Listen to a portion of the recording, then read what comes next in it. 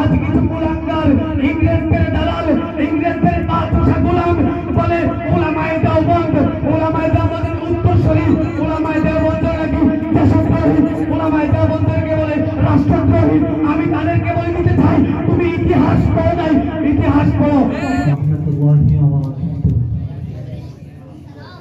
إن الحمد لله والصلاة والسلام على رسول الله أما بعد فأعوذ بالله من الشيطان الرجيم بسم الله الرحمن الرحيم وقل جاء الحق وزهق الباطل إن الباطل كان زهوقا وقال رسول الله صلى الله عليه وسلم إن العلماء ورثة الأنبياء الحمد لله অধ্যক্ষার শিবাই জামিয়া আরবিয়া মাদ্রাসার কর্তৃক আয়োজিত বাৎসরিক সেমিনারের সম্মানিত সভাপতি অভিজ্ঞ বিচারক মণ্ডলী সুদক্ষ পরিচালক আমার সামনে উপবিষ্ট দিনপ্রিয় ইসলামপ্রিয় এবং হযরত খালিদ বিন ওয়ালিদ রাদিয়াল্লাহু তাআলা আনহুর রক্ত ধারণকৃত আলেম পিপাসু ছাত্র ভাইয়েরা আমরা প্রথমে সকলে সেই মহান রব্বুল আলামিনের দরবারে লাখ কোটি শুকরিয়া আদায় করি যে মহান রব্বুল আলামিন আমাকে আপনাকে এই বাৎসরিক জলসায় আসা এবং বসার মতো সেই তৌফিক দান করছেন।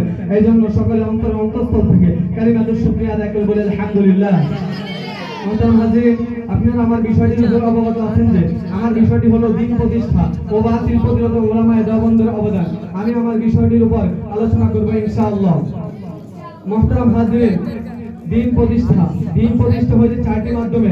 এক তালিমের মাধ্যমে, দুই তাবলীগের মাধ্যমে, তিন সুলুক অর্থাৎ পীর মাশায়েখগণদের মাধ্যমে, চার জিহাদ ফি সাবিলিল্লাহ এর মাধ্যমে দ্বীন প্রতিষ্ঠা হয়েছে। আমরা ভালোভাবে লক্ষ্য করলে দেখতে পাই, আমরা ভালোভাবে যদি মনোযোগ দিই তাহলে বুঝতে পারি এই যে মাধ্যমগুলোর দ্বারা দ্বীন প্রতিষ্ঠা হয়েছে এগুলোর সূচনা করছেন কারা, আজও পর্যন্ত এগুলো চালু রাখছেন কারা, আজও পর্যন্ত এগুলো জারি রাখছেন কারা, তারাই হলো উলামায়ে দেওবন্দ, তারাই হলো উলামায়ে দেওবন্দের উত্তরসূরি। এগুলো স্পষ্টভাবে আমরা বুঝতে পারি সম্পূর্ণরূপে দ্বীন প্রতিষ্ঠা হওয়ার ক্ষেত্রে উলামায়ে দেওবন্দের অবদান রয়েছে। এবার আসুন বাতিল প্রতিরোধ উলামায়ে দেওবন্দের অবদান। নবী রাসূলদের ক্ষেত্রে, নবী রাসূলদের যুগে তিনারাই বাতিল প্রতিরোধ করছেন, কিন্তু আমাদের নবী তো শেষ নবী, তিনার পর তো আর কোনো নবী আসবে না, তিনার পর তো কিয়ামত পর্যন্ত আর কোনো কিতাব অবতীর্ণ হবে না। তাই নবীর পরে এই দায়িত্ব কারা পালন করবেন? তখন নবী স্পষ্ট ভাষায় হাদিসের মধ্যে বলেন ইন্নাল উলামা ওয়ারাসাতুল আম্বিয়া, নিশ্চয় উলামায়ে কেরামরা হলো আমার উত্তরসূরি, আর এই উত্তরসূরিরা কিয়ামত পর্যন্ত নবী কর্তৃক অর্পিত দায়িত্ব পালন করবে। মোহতারাম হাজির, বাতিল যখন নবীদের যুগে শয়তানের রূপ ধারণ করে আত্মপ্রকাশ করেছিল, হক তখন এসেছিল আমাদের আদি পিতা হযরত আদম আলাইহিস সালামের রূপ ধারণ করে।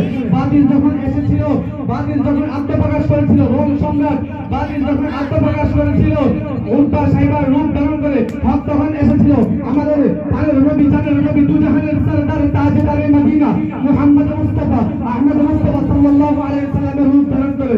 মোহতারাম হাজিরিন, নবীর মৃত্যুর পর 932 বছর পর ভারতের মাটিতে বাতিল যখন সম্রাট আকবরের হিন্দুয়ানি দর্শনের উপাদানে দ্বীনে ইলাহি নামে গঠিত আত্মপ্রকাশ করেছিল, হক তখন এসেছিল মুজাদ্দিদ আল-বুখারী রাহমাতুল্লাহ আলাইহি রূপ ধারণ করে। বাতিল যখন আত্মপ্রকাশ করেছিল শিয়া ইসনা আশারিয়ার পয়গার শুরুতে, হক তখন এসেছিল, হক তখন এসেছিল শাহ ওলিউল্লাহ রাহমাতুল্লাহ আলাইহি রূপ ধারণ করে। এমনই ভাবে বাতিল যখন অষ্টদশ শতাব্দীতে ভারতের মাটিতে আত্মপ্রকাশ করেছিল ইংরেজ সাম্রাজ্যের রূপ ধারণ করে, হক তখন এসেছিল শাহ আব্দুল আজিজ রাহমাতুল্লাহ আলাইহি রূপ ধারণ করে। এমনই ভাবে তারপর বাতিল যখন আত্মপ্রকাশ করেছিল ভারতের মাটিতে ধর্ম বিধ্বংসী আনাফিন্না তথা কাদিয়ানি মুহম্মদী রাজাগানি গায়রে মুকাল্লাদের রূপ ধারণ করে, হক তখন এসেছিল উলামায়ে দেওবন্দের সংস্কারের ঘোষণা। আল্লাহ তো বলেছেন কুল জাল হক ওয়া যাহাকাল বাতিল ইন্নাল বাতিলা কানা যারুকা। সত্য যখন এসেছে বাতিল বিলুপ্ত হয়েছে, আর বাতিল বিলুপ্ত হওয়ারই কথা। মুহতারাম হাজিরিন, আমরা ভালো করে লক্ষ্য করলে বুঝতে পারি উলামায়ে দেওবন্দের বাতিল প্রতিরোধে অবদান কতটুকু। কিন্তু কষ্টের সহিত বলতে হয় আজ কিছু কুলাঙ্গার ইংরেজদের দালাল ইংরেজদের বাদশা গোলাম বলে উলামায়ে দেওবন্দ আমাদের উত্তরসূরি উলামায়ে দেওবন্দ নাকি দেশদ্রোহী উলামায়ে দেওবন্দকে বলে রাষ্ট্রদ্রোহী।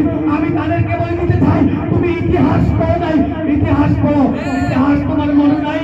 1832 সালের কথা, যে বালাঘাটের যুদ্ধে শহীদ হয়েছেন সৈয়দ ইসমাইল শহীদ রহমতুল্লাহ আলাইহি জীবন দিয়ে দিন প্রতিষ্ঠার ক্ষেত্রে জীবন যদি দিয়ে থাকে, বাতিল প্রতিরোধের ক্ষেত্রে জীবন দিয়েছে উলামায়ে দেওবন্দ, জীবন দিয়েছে উলামায়ে দেওবন্দের উত্তরসূরিরা। জীবন মতো দেশদ্রোহী চায় নাই। তোমরা উলামায়ে দেওবন্দকে দেশদ্রোহী বলো, উলামায়ে দেওবন্দকে রাষ্ট্রদ্রোহী বলো। কসম ওই খোদার, আমাদের উলামায়ে দেওবন্দ, আমাদের পূর্বপুরুষরা কখনোই দেশদ্রোহী হতে পারে না। আমাদের উলামায়ে দেওবন্দরা দেশপ্রেমী, আমাদের উলামায়ে দেওবন্দরা রাষ্ট্রপ্রেমী। পরিশেষে একটা কথাই আমি বলতে চাই, উলামায়ে দেওবন্দের এত অবদান হক প্রতিষ্ঠা ও বাতিল প্রতিরোধ হওয়ার লক্ষ্যে ক্ষেত্রে, কিন্তু আফসোসের সহিত তারা ওলামাদের বিদ্বেষ পোষণ করে, ওলামাদেরকে দুশ্মন মনে করে। তারা ওলামাদেরকে যে দুশ্মন করে, তারা তো স্বয়ং আমাদের দুশ্মনী করে না, স্বয়ং নবীর দুশ্মনী করে। আর নবীর দুশ্মনের কোনো ধর্ম পরিচয় হতে পারে না। নবীর দুশ্মনের একটাই পরিচয়, ও বিশ্ব নবীর দুশ্মন, ও আমাদের জানের দুশ্মন। পরিষদে একটা কথা বলতে চাই, আল্লাহ তাআলা আমাদেরকে যেন আমাদের উত্তরসূরি উলামায়ে দেওবন্দের সাথে মিলে থাকার জন্য, দিন প্রতিষ্ঠা ও বাতিল প্রতিরোধ করার লক্ষ্যে আমাদের শেষ নিঃশ্বাস ত্যাগ করার আগ পর্যন্ত তিনাদের সাথে আপনাদের মিলিত হয়ে থাকতে পারি। আল্লাহ তাআলা আমাদের সেই তৌফিক দান করুন। আমিন ওয়া আখিরু দাওয়ানা আলহামদুলিল্লাহি রাব্বিল আলামিন।